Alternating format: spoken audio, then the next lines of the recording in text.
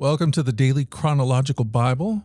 My name's Hunter, and we are reading through the Bible in chronological order as a single story.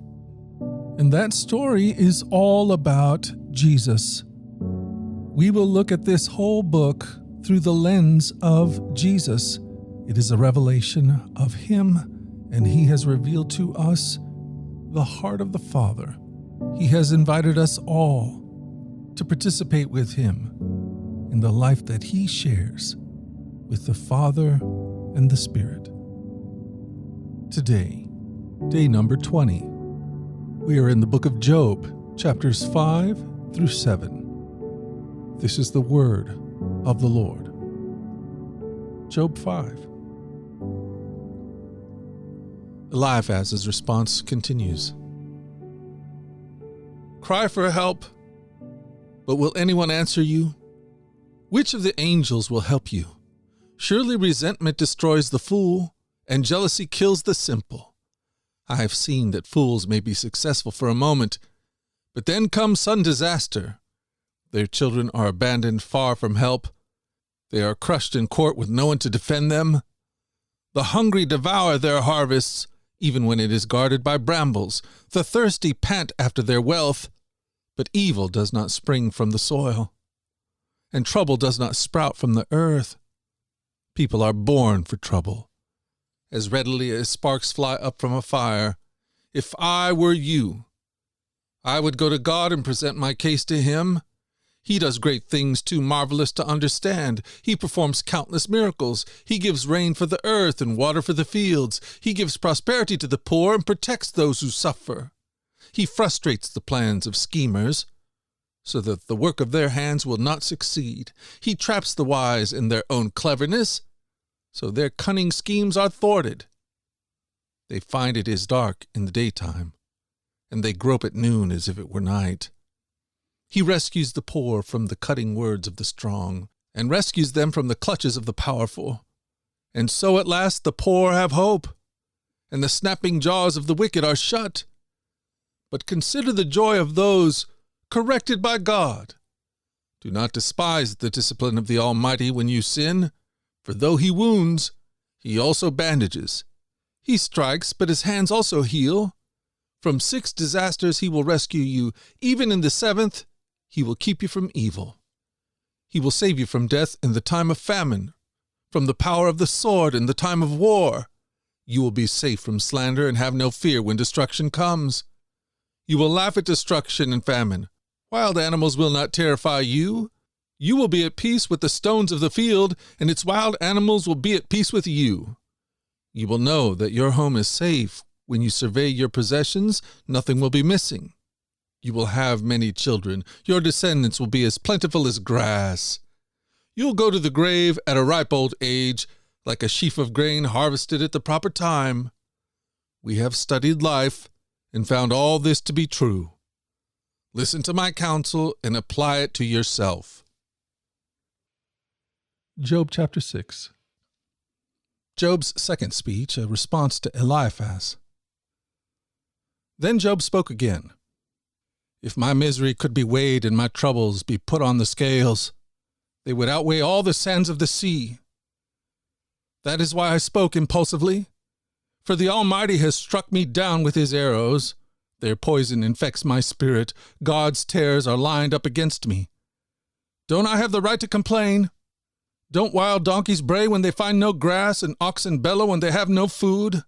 Don't people complain about unsalted food? Does anyone want the tasteless white of an egg? My appetite disappears when I look at it. I gag at the thought of eating it. Oh, that I might have my request, that God would grant my desire. I wish He would crush me. I wish He would reach out His hand and kill me. At least I can take comfort in this. Despite the pain, I have not denied the words of the Holy One. But I don't have the strength to endure. I have nothing to live for. Do I have the strength of a stone? Is my body made of bronze? No, I am utterly helpless, without any chance of success. One should be kind to a fainting friend. But you accuse me without any fear of the Almighty. My brothers, You have proved as unreliable as a seasonal brook that overflows its banks in the spring, when it is swollen with ice and melting snow. But when the hot weather arrives, the water disappears, the brook vanishes in the heat.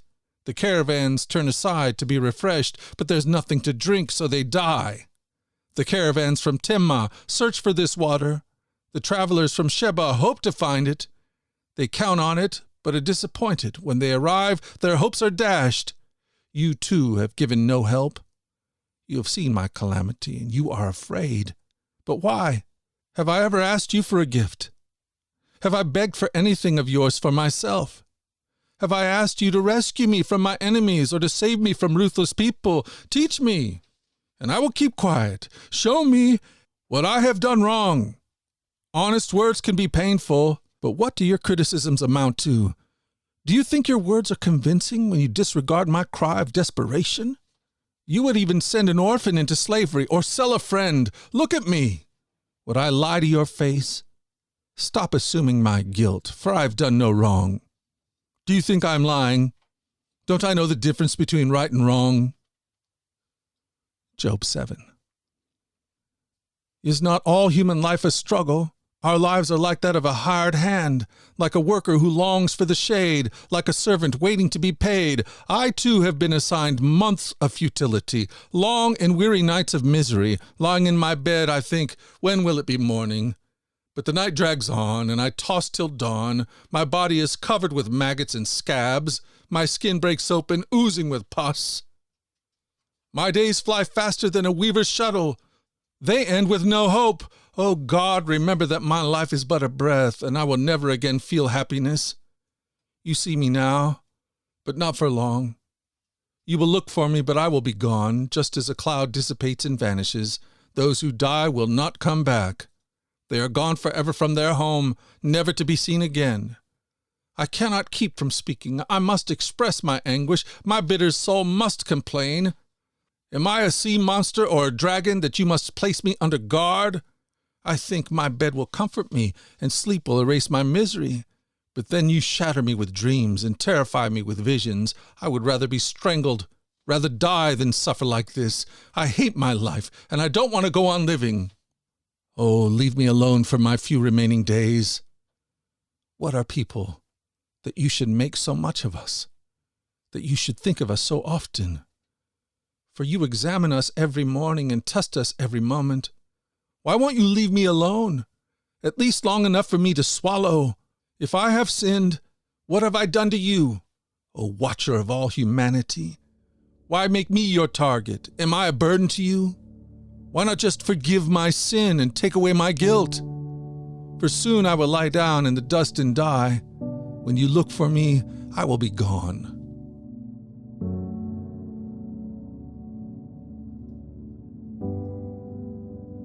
This is the word of the Lord.